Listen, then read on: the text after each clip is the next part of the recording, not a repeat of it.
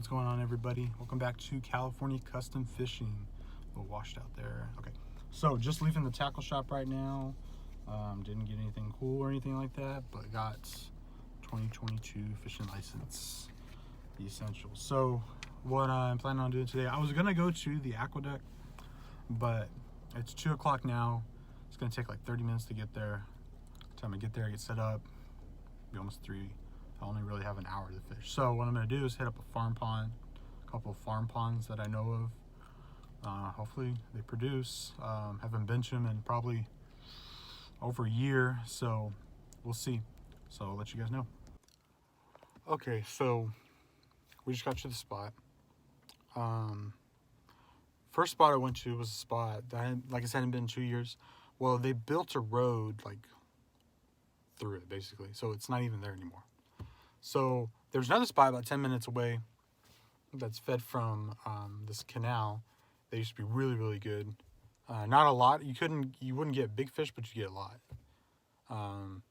And it's like almost completely empty, which doesn't surprise me. We've had a really bad drought this last year or so. And then so now I'm at the canal, whereas the only thing about this is sometimes they'll kick you out. But mostly they're looking for guys that are like out here partying or like drinking a bunch and littering and stuff like that. But if you're just like, you're fishing, you stay off the road, you stay out of people's way, usually they don't say anything. So let's see what we get and I'll let you guys know. Okay, so I'm gonna apologize for the audio right now because I know it's gonna be bad because of the wind. But so here's the spot that I'm at. I've been fishing here for close to an hour. So I started about right here and I got like a good bite. Well, not a good bite. I got a bite, like roughly in this area somewhere. And I'd cast over there and just let it come down. When I got a bite, did a few more times, didn't get anything, so I went around that way, over there, fished all that, nothing.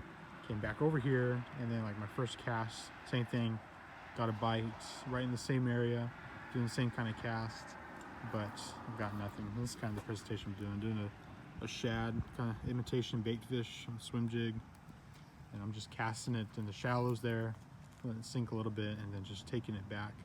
So didn't get anything here. I think I'll throw around for a few more minutes, and then we'll try to hit up a different spot. Okay, so this is probably gonna be our last spot.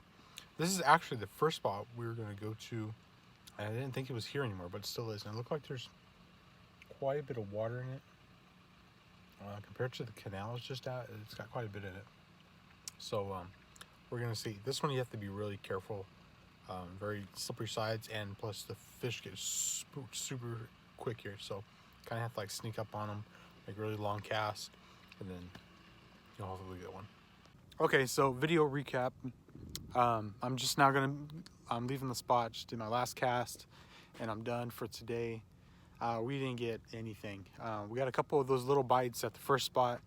This spot I thought was going to produce because the water level is pretty high and the water is like super duper clear, and it's just it looks really good, but it just didn't produce anything. But that's kind of how it is with farm ponds. There are totally hit or miss when it comes to farm ponds. What I was throwing around, I showed the swim jig earlier. This is what I kind of ended the day with, which is just a football jig in a pumpkin green color, and a speed craw as the trailer. It's a Coalition Baits. I think it's 3/8 ounce. It might be half ounce, but I think it's 3/8 ounce. So that's what I was throwing around here towards the end of the day. So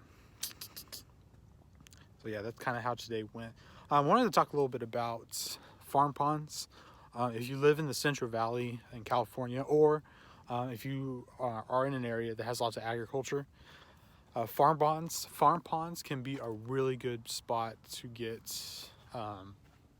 fish. They're nice because they're usually small.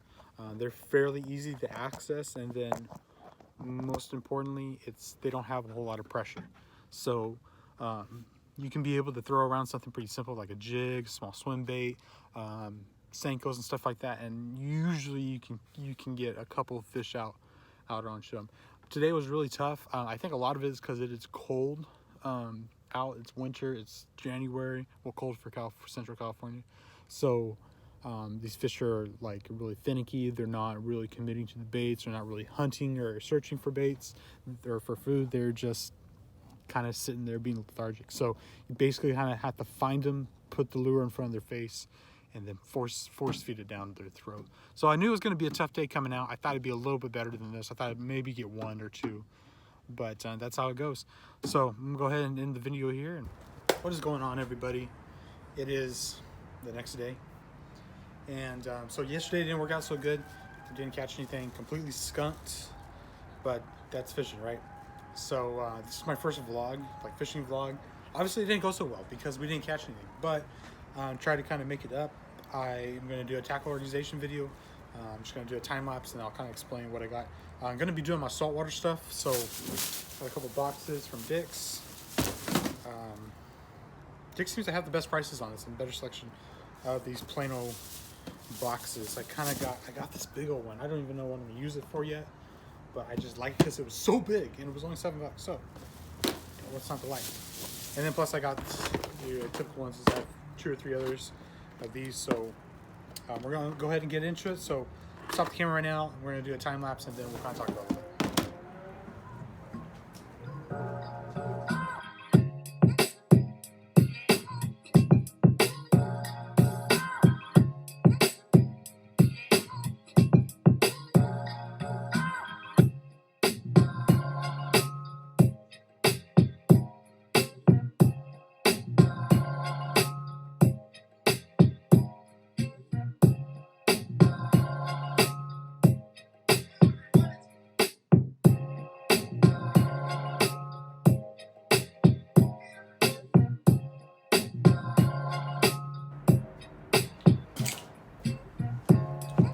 Okay, so now that I've gotten everything kind of organized, kind of go through what I got here. So first, the top box. This is the box I already had. You can see for my stickers on it. This is my jig box, iron box. So I'm actually gonna leave this open because I washed it out. It had squid in it, and it smelled terrible. So I'm gonna be building this up this year. I'm gonna be doing a lot more saltwater this year. Last few years have been really much more of a freshwater fisherman, but I really want to do more saltwater. It's just more fun to me, and you know, I'm only an hour and a half, 2 hours away from the coast, so it's not that big of a trip. To be honest, I spend half of that time to go to the aqueduct, and I'd much rather do this. So just got a couple Caddy 45 irons, and then a couple of salt jigs, some heavier ones, 8s, say 8 and 12 ounce ones. That one, next one, nothing special. You can kind of see everything through here. They're brand new, so they're nice and visible. I got some Procure bud juice, great for halibut or for lingcod. 4, 6, 10 ounce lead weights, and then some miscellaneous hooks. Also going to be buying some more terminal tackle for baits. And then this one, the big boy, the big one. This is what I did with it. Pre-rigged a bunch of my swim baits, just so I have, I tried to show them all during the time lapse, but just so I have them ready. You know, a lot of people don't like to do this because they said it tears their baits down faster.